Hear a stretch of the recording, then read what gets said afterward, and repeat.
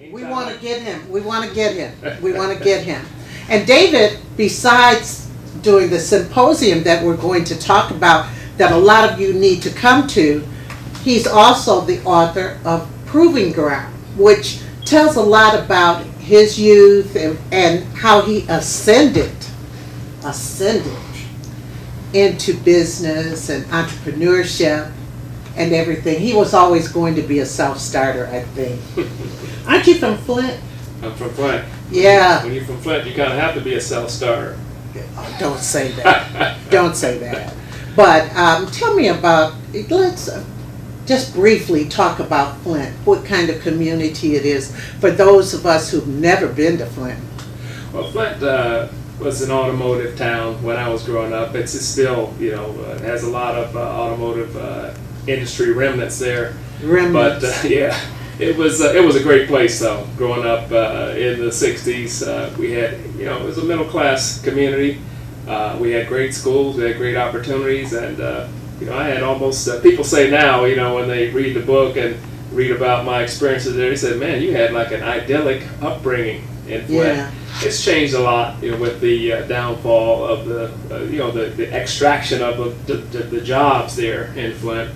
So Flint's fallen on hard times, but there are tough people there trying to come back. So Right. As you were saying that, I started thinking about Detroit back in those days when my boyfriend, after he graduated high school, before he went to college, he was able to get a job at Ford and Chrysler at the same time. Yeah. I mean, there were jobs. Definitely. And in the auto industry.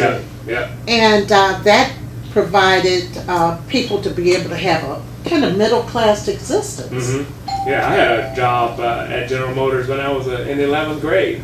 Bought my first car with the money I made at Chevrolet Metal Fabricating. Really? Yeah, kids don't have many of those opportunities these days.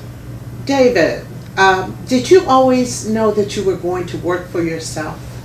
That was my ambition from when I was young, and it was from a few things. One, seeing my father working in the basement on his electronics projects while he worked during the day at his job at the post office.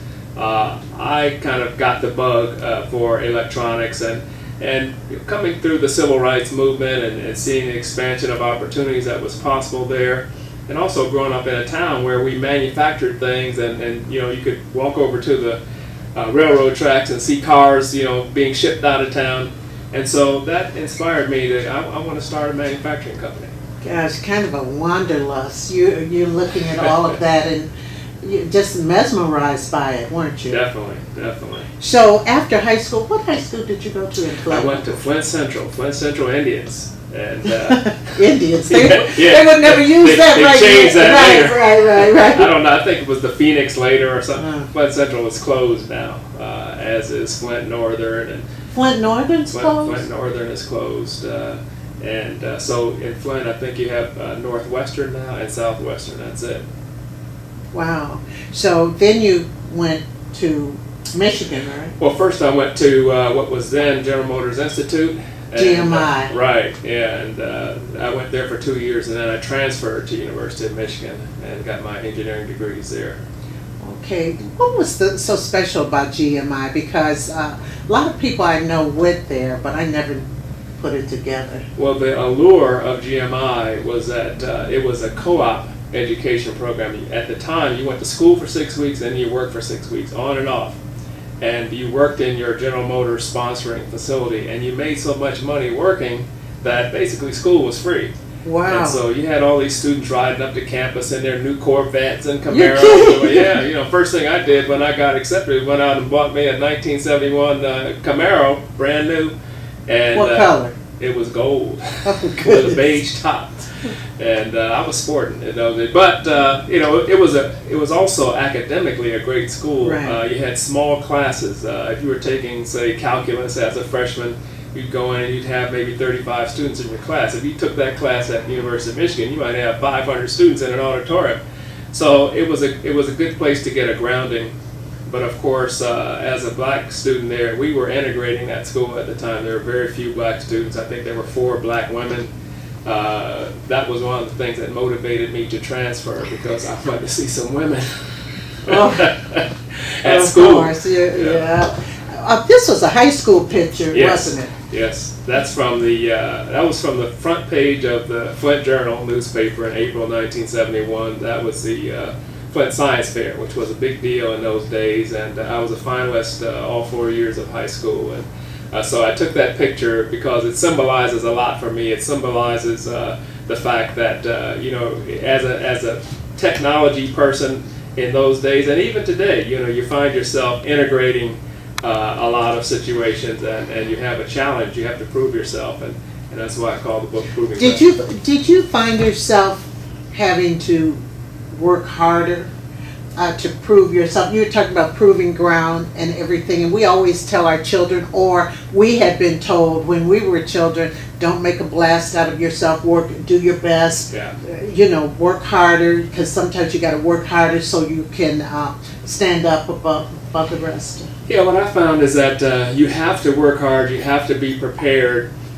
you also have to be culturally adept, in dealing with people, because you never know where the challenge is going to come from. And you're always, you're finding yourself in a situation where you're in the minority. And so it helps you, it hurts you in some ways, but it also helps you to develop some skills, because when you come through that kind of a situation, you feel that you can deal with anything and anybody. Right. You can deal with anything, anybody, and you got to Michigan, and when you got to Michigan, how many blacks were in your program? I don't know the number of black students who were in the College of Engineering. It was always a pretty small number, but we were a pretty tight group, and we had an office within the College of Engineering that was led by a woman by the name of Ann Monterio. It was the Minority Engineering Programs Office or something like that. It was called MIPO. But anyway, the black students who were there had a place to congregate, to support each other, and that sort of thing. So that really helped us get through in those days. That's good. And so after you left there, you went to New Jersey, you went to Bell Labs? Right. Went to work at AT&T Bell Laboratories. This is all coming together. I'm bringing it up to what we're getting ready to do today, because I think it's important that you know David's story.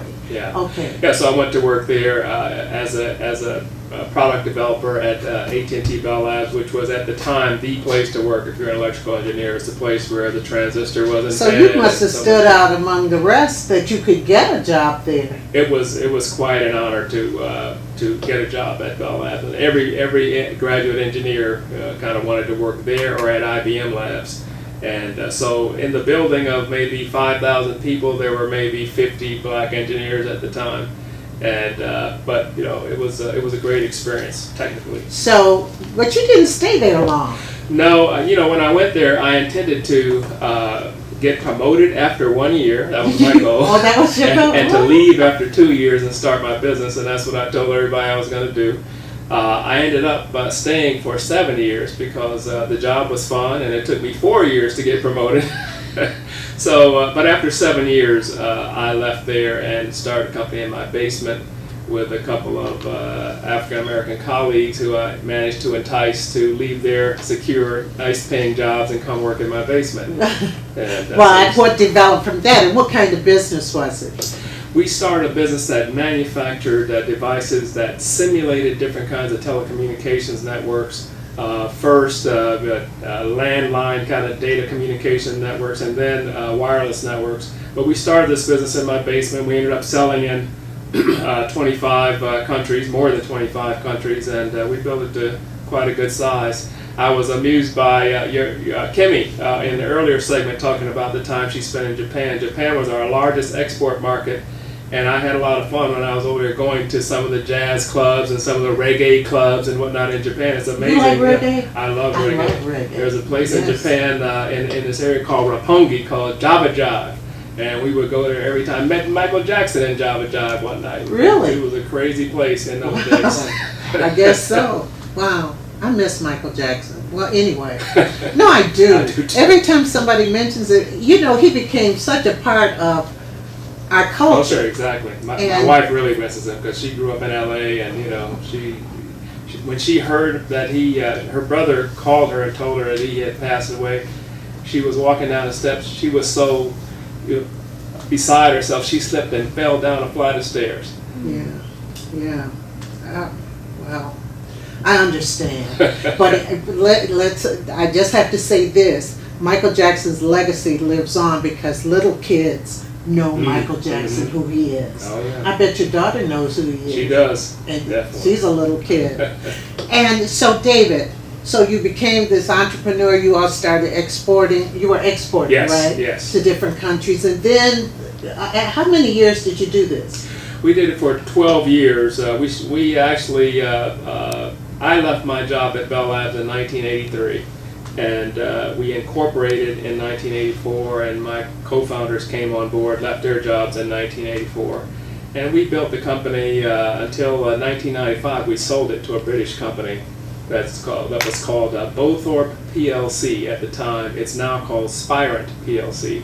But we sold the company, and that was our kind of life-changing event. Right. So after you sold the company, did you immediately come back to Michigan, or did you stay in New Jersey? I stayed for a while. I had, first of all... You were involved in the community, though, there. Oh, definitely. I got involved in the community. I stayed with the company for a few years as an executive and the group president because I was under contract anyway, so I stayed. But then I left in 2000. I got involved in the community out in New Jersey in the education area. I started an outfit that was aimed at improving the education and development prospects for kids in that area. Did that until 2007, and decided to come home because my mom was in her 80s, hadn't spent as much time with her as I had wanted to. My sister had passed away in 2005, and she and my mom were very close, so I just felt like it was time to come home. Okay, but since you've been home, you've been doing some wonderful things, and one of the things I remember when I first met you, you had just come out with Proving Ground, which is a wonderful book. It's still available. Yes, isn't it? yeah, it's available on Amazon. And if you had to do a theme for this book, what would it be? Wow, that's interesting. Well, Proving Ground means a few different things. Again, It's a metaphor for it's a metaphor. Of course, the proving ground in the automotive industry. Which that's is what where I got always. my start. That's what I always think of, the proving grounds Yeah. where they drive. So you have the car, and you're trying to, Test. you're basically trying to make it fail, and to find out in what situations it fails. Well, it turns out that the devices that my company made were electronic proving grounds. We would subject different kinds of communications equipment to all kinds of stresses and strains electronically, and so we made a proving ground for electronic devices. And but then the experience that we were going through, being African American engineers, going through a place like Bell Labs and trying to start a business from scratch in a technology industry where practically everyone we were selling to looked different from us. Right. That was a proving ground. So Right. I think the thing that the thing that came through, the thing that I learned from that experience is that we learned to be able to justify ourselves, to be able to show what our value was, to be able to demonstrate that value proposition to people. And so that's one of the things that I stress, when I'm teaching students now. Right, and you're teaching up in Michigan, right? Yes, I teach. I've been teaching entrepreneurship classes for the last couple of years. I guess it's going on 3 years now. And I just started a new class this year called Urban Entrepreneurship because I have this interest in using entrepreneurship and using business innovation to solve problems that we face in urban areas, whether they be education or public safety or whatever kinds of Well, issues. can you answer this question? We hear a lot about startups. Mhm. What is a startup? A startup is a new business that you're forming to solve some problem or to pursue some opportunity. It's a business that didn't exist before. And often in a startup, you're not just starting a new business, you're starting a new kind of business where you kind of have to design the business in addition to just executing the business. So, don't you hear that a lot, or don't you, especially in Detroit right now? Yeah. Yeah, there's a lot of focus on entrepreneurship. You have probably startup competitions and business competitions Yeah, you every do. week. You and certainly do. There's a lot of chatter out there about entrepreneurship. One of the things I find, though, I was thinking about this the other day because I was listening to Mahalia Jackson. Yeah. And Mahalia Jackson has this song where she says, "Everybody talking about heaven ain't going." Right. And, you know, my thing was everybody talking about business ain't doing it. Right. And so I think it really takes people who have been through that process, who've been through that, you know, the fires of trying to start a business from scratch, to teach other people how to do it. And so that's why I felt it was so important, you know, for myself to get involved and advise people and teach students. And what do you call urban entrepreneurship? Why do you say urban?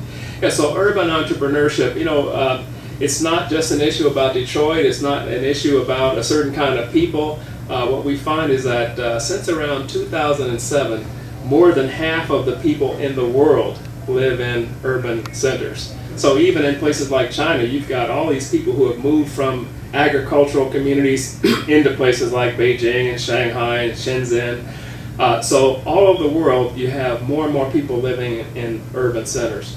And you find that there are problems that are attendant to having that many people together in one place, but also opportunities from that. Okay, so, for my viewers, mm-hmm. there may be some who have expertise in certain areas, and I always believe that black people have been entrepreneurs in many by ways. necessity. By necessity, Yes. Absolutely. I remember as I was coming up, my mother was a nurse, but she had to do other things. You know, the woman's salary isn't commensurate to a man. Yes. And a man's salary, and I remember her selling Avon. I remember her learning about real estate and becoming that. And she always had these little businesses. And I have an older brother who, he lived in New York. He not only was a social worker, he did the rails for building. He had about he was a licensed locksmith. All these jobs, I always said we must have Jamaica in us. But all these little entrepreneurial things, I think that's something that's part of us anyway. I got to tell you, you know, my next door neighbor, my best friend now, who was my next door neighbor, we laugh about this now, but his father was the barber on our street. His father worked for General Motors. His father worked over at Buick. He was also a barber in the basement. He repaired cars in his garage. And if you wanted a number, you could get a number. Yeah. So, you know, again, we have a lot of people who are, and around the world this is true, you have people who are entrepreneurs by necessity. By necessity. We need to move to being entrepreneurs by choice and solving problems through that entrepreneurship. Absolutely. And there are a lot of different problems that you can face now, especially in a city like Detroit, where all of a sudden it's like a gold, people are mining for gold. Yes, it's a rush. You know, because the values of so many things in Detroit have been depressed so far. You know, I took my class on a tour last weekend, and we were riding through different neighborhoods, and we went through Sherwood Forest. And we're looking at these houses in Sherwood Forest that were, you know, I guess they were lumber barons' houses and things back in the day, but these houses, you know, you can buy for $250,000. If these places were in the community I moved from in New Jersey, you'd be talking about a few $1 million. Right, absolutely. Even up the road in Birmingham or someplace like that. So, you know, people are rushing in to take advantage of that, you know, to buy low, in fact. One thing I noticed, I interviewed, gosh, I can't think of his first name, was it Michael? But he owns the Bagger Dave's downtown and the Buffalo Wild Wings that are next door to each other. Yeah. Now, we went down and did an interview, and I was talking to him off camera, and he said, this building that they had to completely gut for their Bagger Dave's restaurant, he said he was having a hard time with the city, but Dan Gilbert's people helped him out. We don't always have the advantage of getting a Dan Gilbert to help us out. That's why what you're doing is so important. What you're talking about is so important, and this symposium that you're giving is necessary. Well, you hit it right on the head. I mean, one of the things that I found when I came back here and started teaching entrepreneurship is that we have all of these resources and all of this intellect, but a lot of it is not being connected with the problems that exist in urban communities. So part of what we're trying to do is just bring people together and to make the resources available to people who want to do work in urban areas. So we have the Urban Entrepreneurship Symposium. Why don't you tell my audience about that, and when it is. It's October 23rd. It's on a Friday morning. 2 weeks from today. Yes, right. I'll be there. We're crunching. Yeah, we have a special person coming in to interview some of our guests, and this is going to be like the Brenda Perryman show, on the road that day. Well, so we really appreciate your involvement. But this is so important for the community. Tell them what it entails. So we have a number of different sessions during the day. But we're trying to make this is not an academic conference. This is something that's very different from, the typical symposium you see out there or the typical program. Well, who should be your audience? We want people who are interested in changing the world, who are interested in I like to say, doing well by doing good. But we want to help them and first of all, show them the process for doing that, but also to connect them with resources and people who can help them do that. So we have a number of sessions during the day. We start out with a panel of people who are talking about, if they could change one thing in Detroit, what would it be? So that people can get an idea of what some of the opportunities that exist. We have a panel. Because a lot of times people don't know till afterwards, and they read about it or they hear about it. Yes. And they say, God, I pass that place all the time and I didn't know. Exactly. And then we're going to have people who have successfully formed urban-focused businesses. So we have the CEO. Wait, when you talk about urban-focused businesses, what do you mean by that? Businesses that produce products or services that are targeted at solving some problem in an urban community, or that produce significant. Okay, so I give you a big example, which is Uber. Right? Oh, God, yeah. Solves a huge transportation problem in an urban community. We also have a business, the CEO from this company called ShotSpotter is coming. What is this that? is a company based in California, and actually the CEO is an African-American gentleman, but when a shot is fired in an urban area, they have sensors that they place around the area that can tell where that shot is fired from, what direction it's fired in. A shot like a gunshot? A gunshot. Serious? Yes, and they can dispatch the police to that location much faster. Did he invent this or what? His company invented this technology, and he's going to be on the panel where we're talking about actual urban solutions. We've got a person on that panel. We've got Dave Anderson from Bamboo Detroit. I've heard of that. What is that? It's a co-working space and a community building space. So where people have different. Yes, so you have different entrepreneurs involved in this place, and it gives them a place to work, but it also gives them support in terms of different kinds of seminars and information and connections to the city if they need to solve certain problems. So Dave Anderson is going to be like I said, everyone can't go to Dan Gilbert's people. Exactly. And you don't know how important that statement is, because when I saw how simple he said it, oh, Dan Gilbert's people help us. And I said, if I were starting a business down there, I mean, I could knock on Dan Gilbert's door, but unless I know somebody, or maybe I don't know how I could get to him. And we can't look at him. People complain about he's buying this, he's buying that. Well, you can't tell people what to do with their money. Yeah. But there are opportunities for you still, and that's what I try to tell my audience. Yes. Well, I was on a show yesterday, and they asked me, give me an example of how urban entrepreneurship is transforming Detroit. I said, Dan Gilbert. That's urban entrepreneurship. That's the poster child example, because he has literally transformed that downtown area, and he's got other businesses. And I had to say, look, I'm not making a commercial for Dan Gilbert, right. But he's got a company called Rocket Fiber that's putting high-speed internet throughout that midtown area. So those are the kinds of things that the town needs. The thing is, we need to spread that kind of opportunity. We need to spread that kind of innovation throughout the community. So it's not just Dan Gilbert. Dan Gilbert can't do it by himself. It needs to be something where we have an army of entrepreneurs and innovators. Well, name the simplest of businesses that maybe somebody's doing out of their home right now who's watching us. The simplest of businesses that they can learn something by coming to the symposium. Well, we on my tour last week, we went by a business, you may have heard of this, called Rebel Now.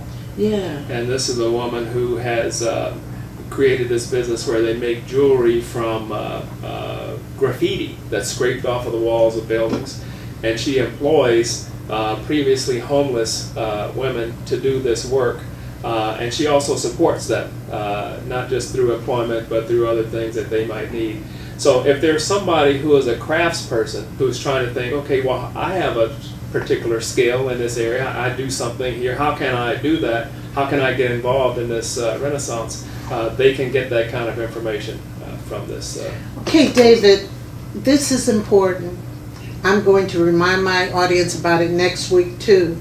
Tell us once again how we get in touch. We want to be a part of this. How would we get in touch? How would we get tickets? So the easiest way is to go on the website. It's urbanei.org, and you'll see information about the organization. You'll also be able to click on the registration button and get your tickets. It's $50. If you're a full-time student, it's free. And the rate goes up after next weekend, so I would advise people to and absolutely, and you know, another thing, that space is wonderful too. It's at the Center for Creative Studies, right on it's on Baltimore and Cass. Okay, Baltimore and Cass, and afterwards, I mean, it's a nice day. It's a great day, because tell them what happens after the event. So we have the event all day. We're going to be working hard all day, creating solutions, solving problems. But at the end of the day, we're going to have a networking reception, and we're going to have jazz artists that you and I know, and his trio performing there, Al McKenzie Trio. And Al McKenzie, he's been on the show. He used to be the Temptations musical director. He is fabulous. He also travels. He's all over the world. So the fact that you could get him, and I must say this. We had Kimmy Horn on last segment, and then this gentleman here, he isn't all a brainiac. He can sing. I was so shocked at how you just can take those songs and you know the words of them and everything. You couldn't grow up in Flint, in the 60s without getting infected with some of that. I know. This morning I had my music on, and What Becomes of the Broken Hearted came on. Mm-hmm. I don't know why. I had my music up in my car like a young person. I said, I tried to do like this way, but I didn't. But David, like I said, I'm going to remind everybody about the 23rd, which is 2 weeks from today, where I'll be running a rerun. And we will be down there bright and early, and I just can't wait. So if you have a business or thinking about a business, it is really worth coming down, because you need to know. Education is knowledge. It's not only knowledge, but it's a key to go somewhere. And it's power. It's power. That's what I mean. It's power. Thank you so much. Now, David is going to stay with us and be on Table Talk part of the time this morning, and I want you to stay. We have a new co-host who's going to be coming on this morning, Mr. Ben Smith, and we have Darnell McLaurin who's here. So we're going to get right into it, and I will see you all in just a few minutes. Thank you, David. Thank you, Brenda. My pleasure to be here.